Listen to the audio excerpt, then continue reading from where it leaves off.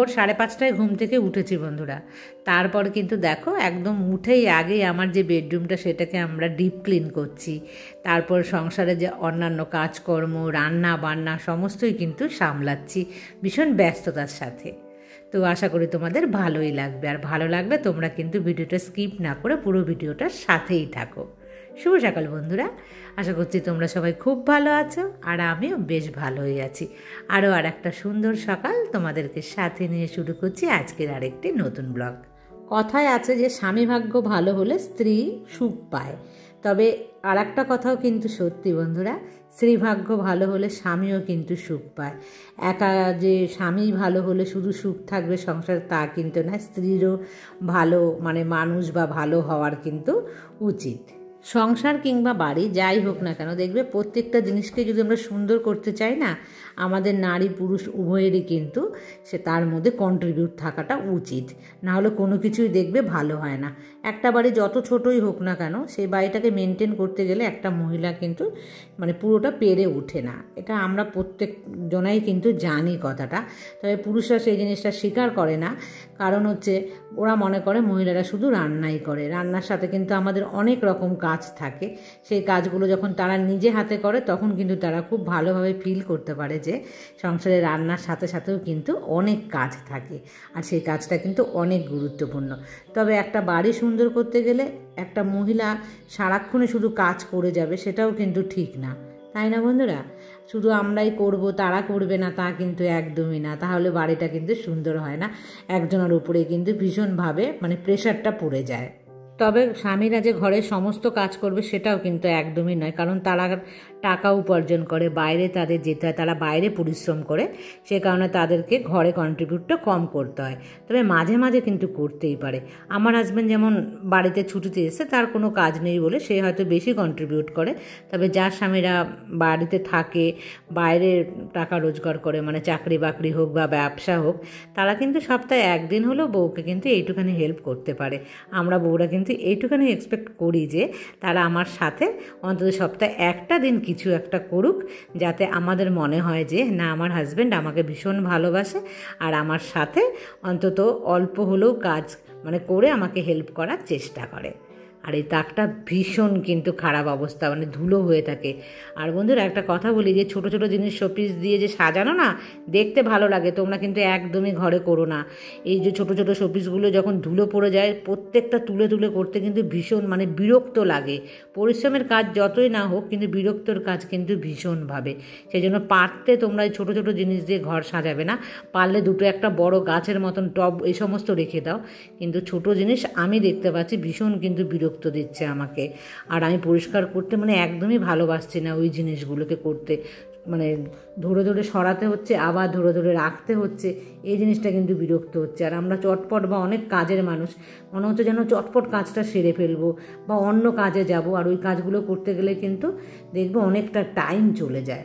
তাই তোমাদেরকে একটা আমি ভালো বুদ্ধি দিলাম, ছোটো ছোটো জিনিস দিয়ে ঘর একদমই সাজানোর কম চেষ্টা করবে, এবং সেলফ আমার মতন লাগালে কিন্তু দেখবে কাজ অনেক বেড়ে যাবে। আর এই ধরনের কাজ কিন্তু আমি নিজে করতেই ভালোবাসি, আমার হাউস হেল্পারকে দিয়ে কিন্তু আমি এই ধরনের কাজগুলো একদমই করাই না, কারণ আমি এখনও ইয়াং আছি। যদি বয়স বাড়ে তখন কিন্তু যে আমি এই ধরনের কাজগুলো হয়তো হাউস হেল্পারকে দিয়ে করাবো, কারণ যতক্ষণ পারি ততক্ষণ কিন্তু নিজে করতেই ভালোবাসি। তবে বন্ধুরা বয়স তো একটু বাড়ছে, সেটা তো আমরা সবাই জানি, বা আমাকে দেখে তোমরা বুঝতেই পারছো আমার যা এজ। এই বয়সে এসে না আমার মনে হয় যে খুব তাড়াতাড়ি মনে হচ্ছে যেন এই 5-7 বছর কি 10 বছর, হয়তো মেয়ে যদি জব পায় তো তারপরেই কিন্তু হয়তো দেখবে আমি মনে হয় আরও বুড়ো হয়ে যাব, আর হয়তো এই যে সমস্ত কাজগুলো করছি না, এই কাজগুলো মনে হয় আর করতে পারবো না। এরকমটা মাঝে মাঝে না আমার ফিল হয়। আমি তোমাদের সাথে সেটা শেয়ার করলাম। তোমাদেরও কি সেটা ফিল হয় যে 5-7 বছর কি 10 বছরের পর হয়তো আর যেরকম অ্যাক্টিভ আছি এরকম অ্যাক্টিভ থাকবো না? কারণ আমার মাকে দেখেছি হঠাৎ করে আমার বিয়ের পর না একদম ইনঅ্যাক্টিভ হয়ে যেতে, তো সেই কারণে আমার মনের মধ্যে কিন্তু এটা হয় কোশ্চেন। আর উপরে আসলাম বন্ধুরা, তোমাদেরকে একটু গাছ দেখাচ্ছি, এটা বিশেষ করে আমি দীপার জন্য আরও দেখাই। আর এই যে গাছটা আমি ভুলে গেছি নামটা, এই যে ফুলগুলো দেখেছো না, এগুলো কিন্তু লাল হয় না। এই ফুলগুলো প্রায় 5 মাস মতো হয়েছে যে এসছে গাছে, ঝরেও পড়ে না, আবার ফুলগুলো কিন্তু ফোটেও না লাল হয়ে। কেন এরকম হলো কি জানো? অথচ প্রথমবার যখন ফুল ফুটেছিল ওই ফুলগুলো কিন্তু বেশ লাল হয়েছিল, তারপর থেকে কিন্তু আর লাল হলো না, বা ফুলটা ঝরেও কিন্তু পড়ে গেল না। আর এই হলুদ রঙের যে অ্যালামন্ডা ফুলটা দেখতে পেয়েছো কি সুন্দর, ওটা যদি মাটিতে লাগানো হতো তাহলে তো খুব সুন্দর কিন্তু ফুটতো। আর দেখো একবার কিন্তু ওর বাবা অনেক জামা কাপড় কেচে ধুয়ে ওখানে মেলে দিল, আমিও কিন্তু নিয়ে এসেছিলাম প্রায় 1 বালতি জামা কাপড় কেচে। আজ অনেক দিন পর কিন্তু জামা কাপড় আমি হাতে কাচলাম, তো সেগুলোকে আমি এখন দেখো মেলে দিচ্ছি। আর বেশ অনেকগুলোই কিন্তু হয়েছিল, আর যবে থেকে বেরিয়ে এসেছি তবে থেকে কিন্তু ধোয়া কাচা চলছে। আর এই বেডশিটটা আগের দিন ধুয়ে দেওয়া হয়েছিল, আর এটা তো দেখলে আজকে সকালবেলা তুলে দিয়েছি। আর ওর বাবার নিচে সোফার থেকে যে কভার সেটাকেও কিন্তু খুলে একদম কেচে দিয়েছে। আর তারপর দেখো 1 কাপ লিকার চা ওর বাবাকে দিলাম। মেয়ে যবে থেকে বলেছে না তবে থেকে কিন্তু বেশিরভাগ সময় ওর বাবা চেষ্টা করছে লিকার চাটা খাওয়ার। আর দেখো ওর বাবা নিয়ে এসছে, দোকানে নাকি ভিড় ছিল বলে গোটা একটা কিন্তু মুরগি নিয়ে এসেছিলো। যাই হোক কেটে কুটে ধুয়ে একদম কিন্তু নিয়ে চলে এসেছি। এসে দেখছি মেয়ে এখানে ব্রেড টোস্ট বানাচ্ছে, মানে সকালের যে জলখাবার সেটা। তা আমি বলেছিলাম যে তুই বানিয়ে নিস, কারণ আমাদের এই কাটা ধোয়া করতে করতে অনেকটা টাইম লেগে যাবে। এই দেখো মেয়ের মতন করে কিন্তু বানিয়ে নিয়েছে। আর আমরা কিন্তু এখনও ব্রেকফাস্ট করিনি, দেখতেই পাচ্ছ ওখানে বসে কিন্তু সে আলু পেঁয়াজ রসুন সমস্ত কাটছে। আর শ্রাবণী হয়তো আমাকে বলেছিল, আমার ঠিক মনে পড়ছে না, যে দাদাভাইকে বললো যে মানে চিকেন রান্নার দেখাতে, মানে একটা কোনো মাংস কিছু রান্না করতে, মানে এই ধরনেরই কিছু একটা। তো আজকে কিন্তু চিকেন এনেছে এবং সে নিজে হাতে রান্না করবে, আমাকে একদম বলি তোমাকে কিচ্ছু করতে হবে না। যাই হোক বন্ধুরা দেখেছো এখানে কিন্তু আলু পেঁয়াজ আদা রসুন সমস্ত সে ছাড়িয়ে টাড়িয়ে ওই সমস্ত কাজ করছে। আর এই দেখো ব্রেকফাস্টে কি খাবো নিয়ে নিচ্ছে কিন্তু যে ঝালমুড়ি বানায় না সেটা, তো বাদাম দিয়েছি আর চানাচুর পেঁয়াজ কাঁচা লঙ্কা তেল দিয়ে মাখলাম। এর মধ্যে একটু আচার থাকলে কিন্তু ভীষণ ভালো লাগে খেতে, বা যে কী যেন সেদ্ধ ছোলা এরকমও দেয়, আমি দেখেছি না, খুব কিন্তু ভালো লাগে। যাই হোক বন্ধুরা আমরা কিন্তু খেয়ে নিয়েছি দুজনাই মুড়ি চানাচুর ওই মাখাটা। তারপর দেখেছো মিক্সিতে কিন্তু সে পেস্টও করে নিচ্ছে, আমাকে বলছে কিচ্ছু করতে হবে না, মানে আজকে আমি পায়ের উপরে পা তুলবো আর আমি কিন্তু খাবো। বুঝতে পেরেছো, আমার রিল্যাক্স। সকালবেলার দিকে কিন্তু কাজটা একটু ভারীই ছিল। যাই হোক এখন এই দেখো এখানে আলু নিজেই বসিয়েছে জল দিয়ে একদম বেশি করে। আমি বলেছি একটু আলুটা বয়েল করে নেবে, দেখবে আলু বয়েল করে নিলে না আলুটা খুব ভালো কিন্তু সফট হয়। আর এখানে দেখো একটুখানি মশলা কিন্তু আমি দিয়ে দিচ্ছি, আমি বললাম ঠিক আছে এইটুখানি হেল্প আমি করে দিই, নাহলে বেশি মশলা হয়ে গেলে না আবার খেতে কিন্তু গন্ধ লাগে। যাই হোক বন্ধুরা সেই মুখে রাখলো। তারপর কিন্তু আমি একদম আর রান্নায় একটুও তাকে হেল্প করব না। দেখেছো কত আলু দিয়েছে, বলেছে বেশি করে আলু দেবে। যাই হোক সে তার মন মতন কিন্তু সমস্ত করছে। এই যে গরম মশলা যা যা ফোড়নো দেয় সে সমস্ত দিয়ে কিন্তু সে মানে দেখো বড় একটা কড়াই কিন্তু আজকে নেওয়া হয়েছে, এর মধ্যে করবে। আর বন্ধুরা একটু না গাছের পেঁপেও দিয়েছিল, একটা পেঁপে ভাজতে গিয়ে দেখছে যে তোলাই হয়নি। আমিও কিন্তু ক্যামেরায় প্রথমে খেয়াল করিনি যে যখন পেঁপে ভাজছিল, মানে হালকা করে একটু পেঁপেটা ধীরে তুলে নিয়েছিল। আর এই পাশে দেখলে প্রেশার কুকারে কিন্তু আমি ডাল বসিয়েছি, কারণ শুধু চিকেন দিয়ে আমাদের বাড়িতে না ভাত খাওয়া হয় না।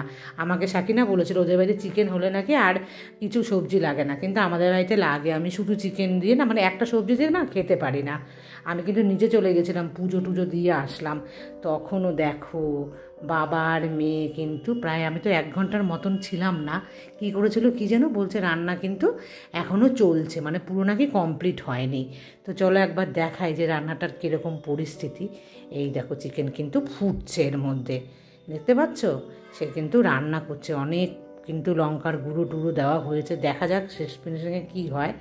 মেয়ে খেয়েছে, বলছে যে মেয়েকে দিয়েছি, মেয়ে বলেছে দারুণ হয়েছে। আমাকে বললো আমি পাস করে গেছি, মেয়ে যখন বলেছে দারুণ আর কি, তুমি একটু খেয়ে দেখো।